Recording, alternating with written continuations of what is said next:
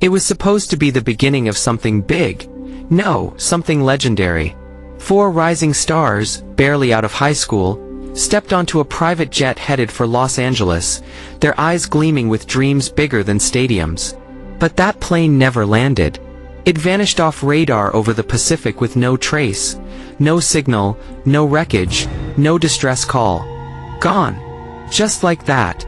For 19 years, the mystery remained sealed beneath the waves, until the U.S. Navy, running routine sonar scans off the coast of California, detected something strange on the ocean floor. And what they pulled up wasn't just a lost aircraft, it was a story buried in silence, betrayal, and a truth no one was ready to hear. The band was called the Echo Drift. In 1981, they were the talk of the underground rock scene in Portland, Oregon. Their debut single, Ashes and Thunder, exploded across college radio, and within months, they were fielding record deals from every major label. Frontman Jesse Vale was only 19 but carried the swagger of a seasoned rock god, his wild curls and raspy voice dripping with attitude. Bassist Tyler Monroe was the soft-spoken genius who penned most of their lyrics, dark, poetic, and way beyond his years. On drums was Jesse's younger brother, Dylan Vale, the 17-year-old prodigy who played like he had fire in his veins. And then there was Rafi Cruz, their wildcard guitarist with a tragic past and talent that made grown men weep. The label booked them a private jet to LA for their first major showcase. June 2, 1981. They never arrived. The jet took off at 3:14 p.m. from Portland International Airport, destined for Van Nuys. The flight path was routine. The weather, clear skies. No turbulence. No issues. Yet somewhere over the Pacific, the jet disappeared from radar. One moment it was cruising at 28,000 feet, then silence. No emergency transmission. No mayday. Just gone. Within hours, search efforts were deployed. The Coast Guard combed the waters. Navy planes scanned hundreds of square miles. Nothing. No oil slick. No debris. Not even a seat cushion. It was as if the ocean had swallowed the jet whole. The nation was stunned. Headlines screamed, "Rising rock band lost in sky." Fans held candlelight vigils. Conspiracy theories ran wild. Was it pilot error? A freak storm? Sabotage? But no one knew. And over the years, the story faded. The Echo Drift became a tragic footnote in music history. A band that could have changed everything, lost before their time. But in 2000, something changed. A naval research vessel, the USS Nightfall, was conducting routine sonar mapping off the Santa Cruz Shelf, about 100 miles west of California. That's when they picked up an unusual object. Metallic, cylindrical, partially buried in sediment. It wasn't on any charts. At first, they thought it was a remnant of Cold War debris, or an old military drone. But as the remote submersible descended and the cameras flickered to life, it became clear. This was no ordinary wreck. There it was. The tail of a private jet, warped by pressure and time, but unmistakable. The call letters matched the missing Echo Drift flight. The jet had been found. Nearly 2 decades after it vanished. Recovery operations began immediately, but what they found inside stunned investigators. The cockpit was intact, the windows spiderwebbed with cracks. But the strangest part? The fuselage had been split, ripped from the inside. And what they found told a much darker tale. Inside were the skeletal remains of 2 individuals, later identified through dental records as Tyler Monroe and Dylan Vale. The others, Jesse and Rafi, were gone. No bodies. No trace. Even more bizarre, Tyler and Dylan's remains showed signs of trauma. Blunt force impact consistent with violence, not a crash. Forensics determined they were likely killed before impact. Which begged the question, what happened in that jet before it hit the ocean? Suddenly, it wasn't just a crash investigation. It was a murder mystery.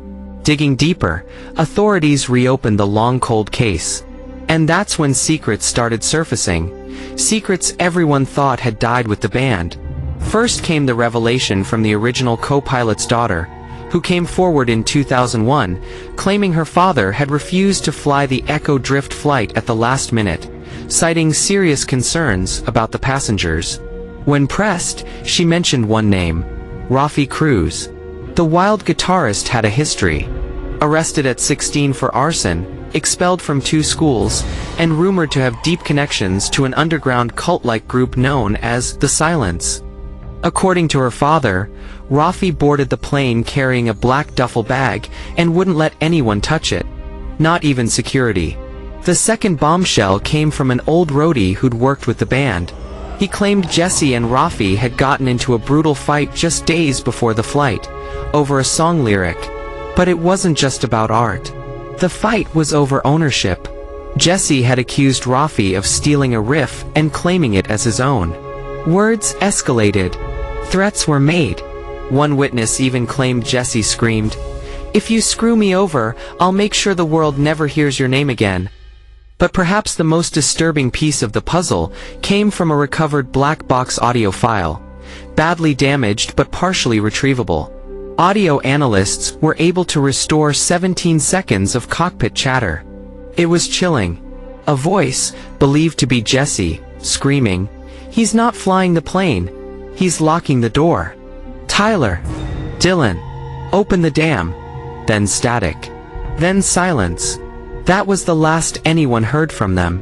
Authorities now believe that the flight had been hijacked from within. Rafi Cruz had either overpowered the pilot or was working with him. But why? What was his motive? The answer came in 2003, when a rusted guitar case washed ashore near Big Sur.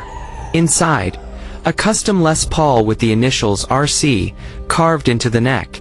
Alongside it, a tattered journal sealed in plastic. The contents were disturbing. In the journal, Rafi wrote about feeling watched, about voices in the clouds, and about a prophecy that required a sacrifice at sea. He believed the band had tainted the purity of the sound, and that only blood could purify the music. It was rambling, incoherent, a mind unraveling, but the implications were horrifying. Rafi had hijacked the flight. He'd killed 2 of his bandmates. The pilot too, likely. And he'd somehow escaped. But how? The jet was found 12,000 feet deep. No escape pod. No signs of flotation gear missing. Unless he was never meant to survive. Unless the act itself was the point. A musical martyrdom. A sacrifice. A cleansing. And Jesse? His body was never found. But 3 years later, a man calling himself John Vale began performing in underground clubs in South America.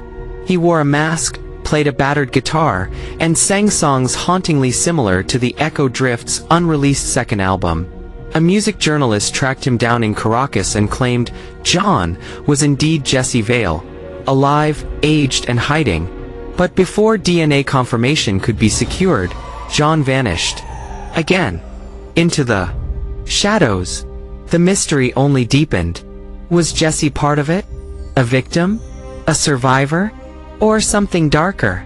Today, the Echo Drift plane sits in a naval hangar in San Diego. The band's story remains one of the most disturbing and unsolved disappearances in rock history. A rise to fame cut short by madness. A dream drowned beneath waves. And a truth clawing to the surface, still hungry for answers. The ocean gave up its secret, but not all of it. Because somewhere out there, in the static between lost chords and broken memories, the final verse still echoes. Waiting to be heard. If this story gave you chills, don't forget to hit that like button, subscribe, and turn on notifications.